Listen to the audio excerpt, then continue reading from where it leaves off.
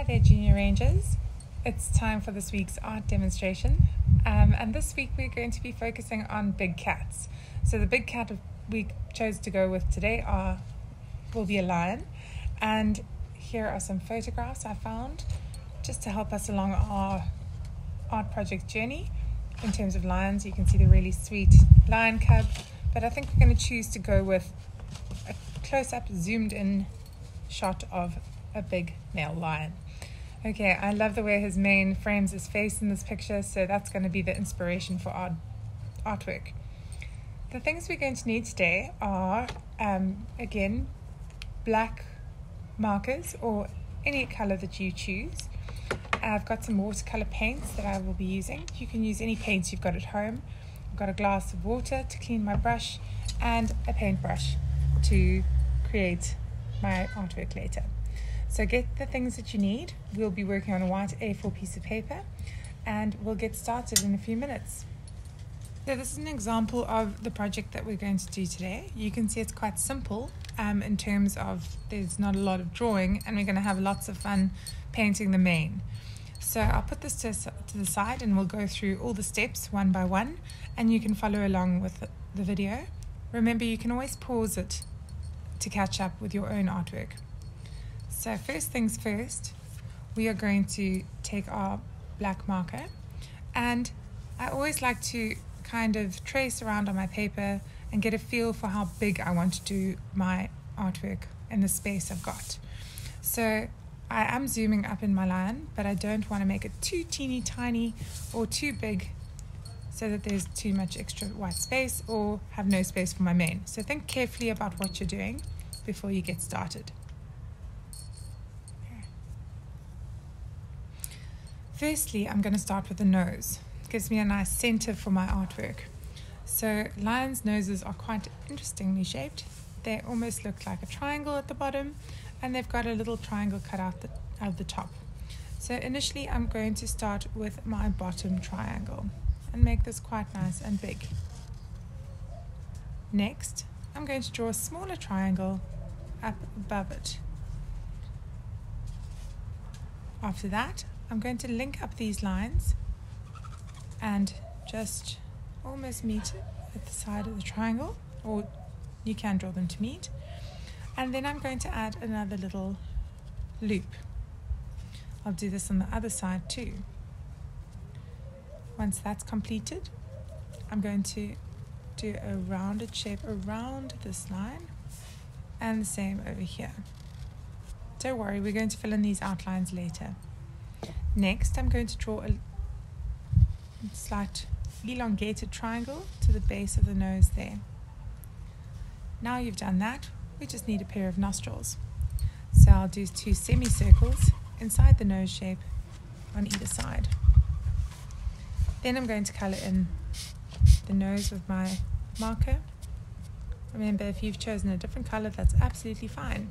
Maybe your lion will look good with a purple nose, but that is totally up to you because you guys are the artists. So Junior Rangers, go ahead and colour in your lion's nose, and then I'll show you what to do next. Next, what we'll do is we'll make a small line going vertically down from the point of the triangle. Okay, then we're going to think carefully about what shape our lion's nose is going to take, an upper lips. This is a curved line that'll extend right the way to almost where the eyes are. So draw it a couple of times with your finger until you're happy with the line that you got, and then go for it. So I'm curving that line round and extending it up to that point there. So once I've done that, I need to do the other side too. So again, trace with your finger until you're happy with the spot. You could even do a little dot so that you know where you're aiming your line towards, so that it's kind of in the same spot as the other one. Alright, again, I'm just going to take it round and loop it to my point. And that will be the nose and facial shape of our lion. The next step will be to make the lion's chin. or low lip. Okay, I'm going to make this a little bit fluffy because lions have that shaggy appearance. Okay, so let's give him a bit of a hairy chin. You might choose to do yours slightly differently, and that's absolutely fine. Junior Rangers, you are the decision makers in this artistic endeavor, so whatever you decide to do in your artwork is absolutely fine. I'm also going to thicken this upper lip slightly, just to make that line stand out more. Remember what we said last week, if you make certain lines thicker than others, they'll appear to be closer to the person looking at the artwork than other lines. So maybe I'll make that a little bit darker too. Alright, now for the eyes. Next we're going to start with the eyes. So the first step is to plot where we are going to do our eye. So I'm going to do it just below this line of the nose, and I'm going to use a curved line extending outwards. So again, I can thicken that line slightly to make it more prominent or stand out more. Next, I'm going to take my marker and draw a circle inside the eye, or underneath the eye curve. And the circle will link up to that curve. Alright, next I might do a little bit of a highlight in my eye. So I'm going to do that as a smaller circle inside the larger circle. This will be the pupil of the lion's pupil will be just below this, over here, and maybe I can color that in. Alright, now I'd like to close that shape slightly, so I'm going to draw an upward shape and curve that round. So once we've linked up that line, you can make that a little bit more solid too by coloring in slightly thicker lines. Okay, so we'll do one on the other side too. So I might use my finger and trace across so that I know my eyes are going to be on the same line. Do a dot. Again, I might measure approximately how far that eye goes and do another dot so that I know where I'm aiming towards. Again, I'm going to link up that line with a curved line, or link up those dots with a curved line and thicken it slightly. Remember the next step, draw a larger circle, touching your curved line. Then think about doing the highlight on the same side as you did previously. This will look like the light is coming in from the same direction.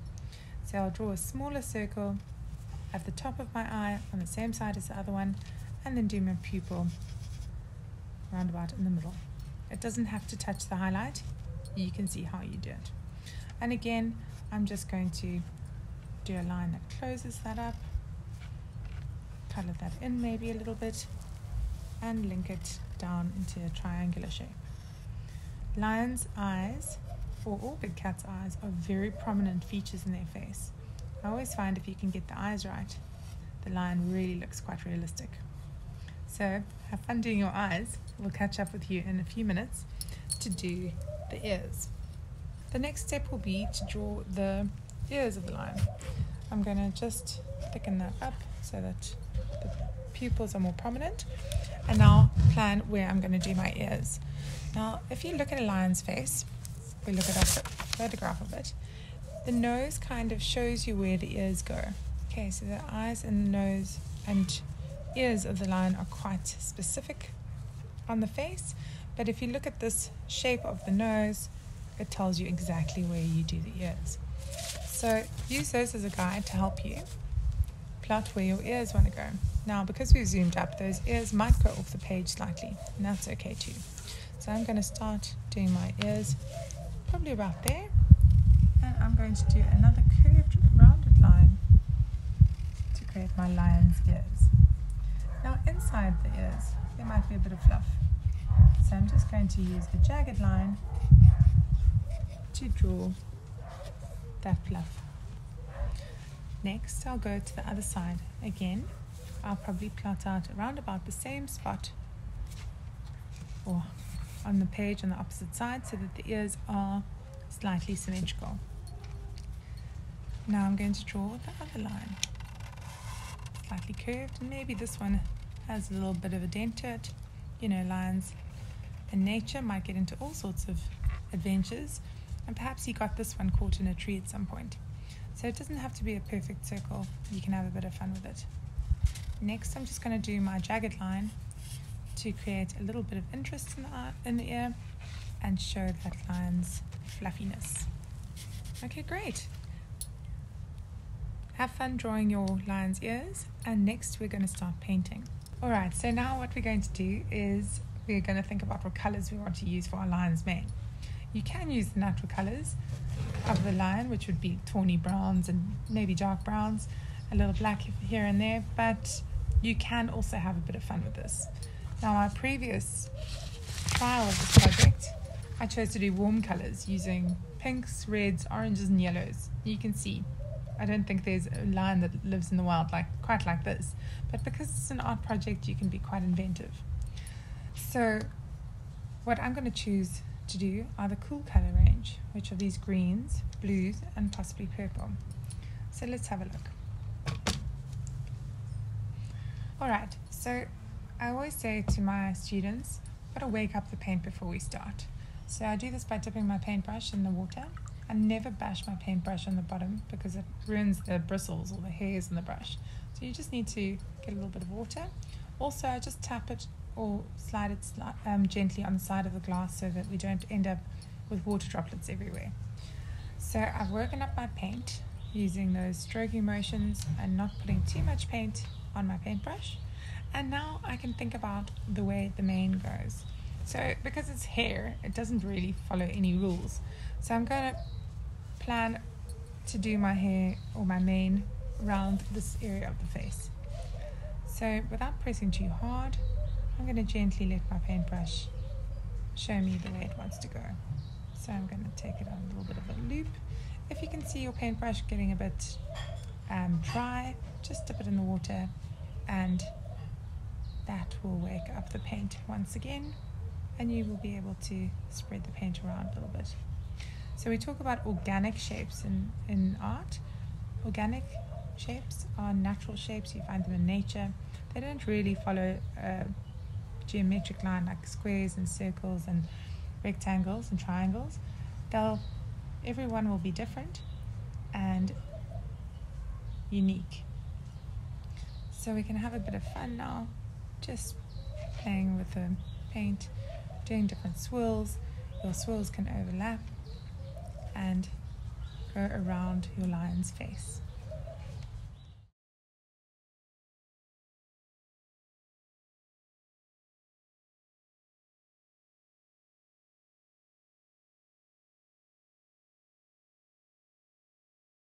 Alright, so I finished some of my purple stripes. I can always come back and do more later, but now I think I'm going to change the colour.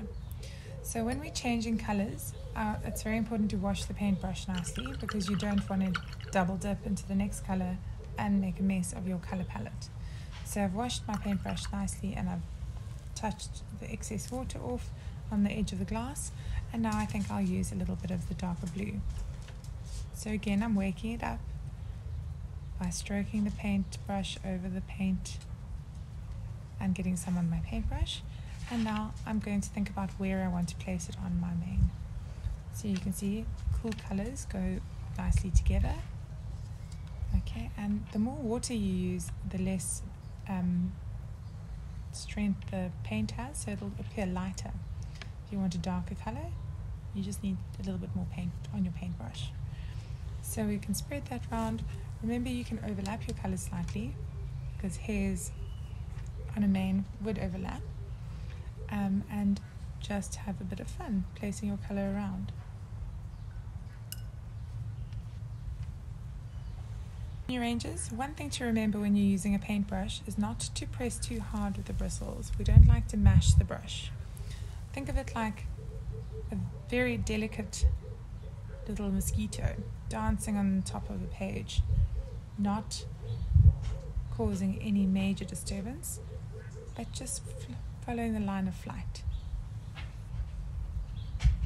That way your paintbrush will last a lot longer and you'll have more control over your paintbrush if you hold it further down towards the bottom and press lightly with your bristles.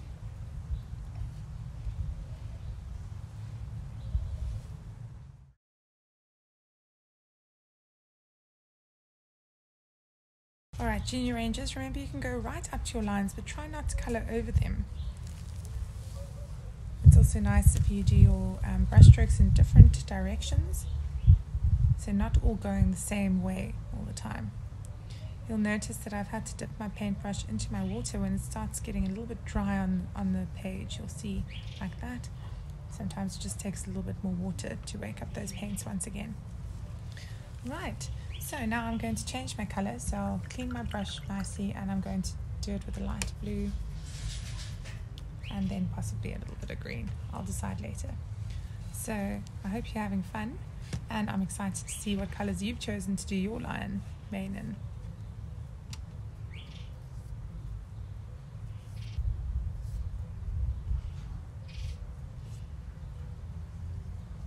Junior Rangers, you can also do different lengths of line. That means they can be longer or shorter. They don't all have to be the same length. You can decide as you're going what you want to do with your lion's mane.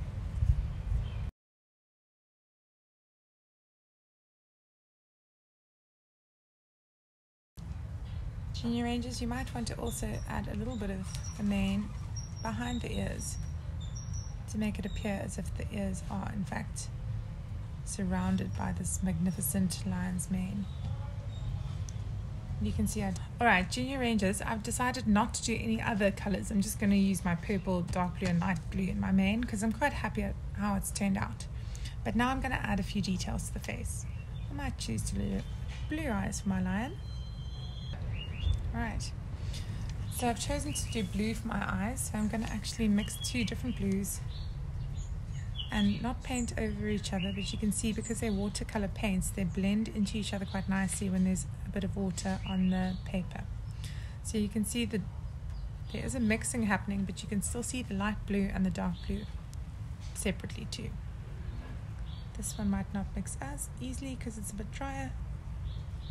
I can always add a little bit more water to make sure that that color mixing is still happening. So I can add the light blue over the dark blue and likewise add the dark blue into the light blue if I want to.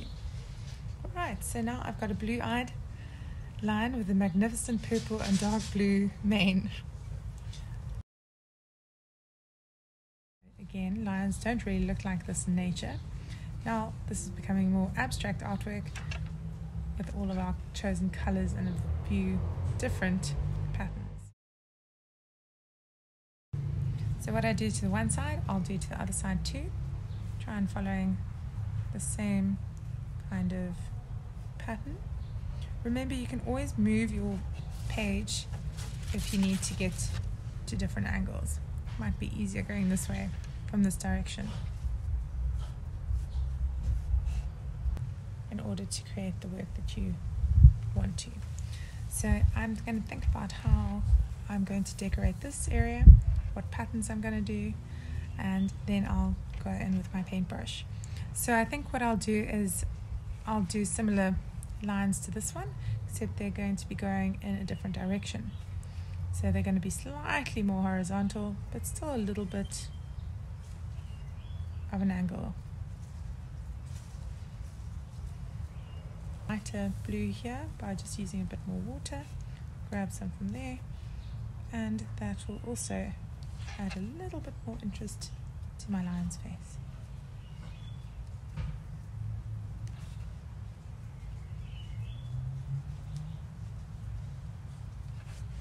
Alright, I'm going to stop that there. Maybe I'll add a bit of this darker blue underneath the eyes. So you can see I didn't really mind where my hand went, and it's blotched a little bit of the mane over there. So just remember, when your paint is wet, try not to drag your hand across it like I did if you don't want that sort of effect happening. So I'm going to add some more lines in the slightly darker blue, but it can fade out into that mane. I'm going to turn my page again and do it from the other side. Right, now I think what I do want to still do is work on my lion's chin. So what I might start with is a bit of purple, remembering to clean my brush before I get started, And then I'm going to pull this color down, make it again look like a little bit of hair on my lion's chin perhaps, by using different kinds of lines. You can see these aren't really straight lines, they're slightly curved because the chin of the lion will also not be full of straight lines. If you are happy with your color and you don't want it to blend into the other colors, just give it a minute or two to dry before you do your next color. I don't mind when it blends into one another, so I'm going to go straight into my next color. Alright, I'm going to add a little bit of light blue on top just to pull it all together. I hope you're enjoying this, Junior Rangers. I really can't wait to see what you come up with in your artworks. Perhaps it's something you can get the rest of your family involved in too, and you can have a pride of lions as artworks on your walls. Anyway, you can carry on decorating as much as you want, and please remember to submit them so we can have a look. I hope you've enjoyed today's lesson. I certainly have. And have a great day further. Bye.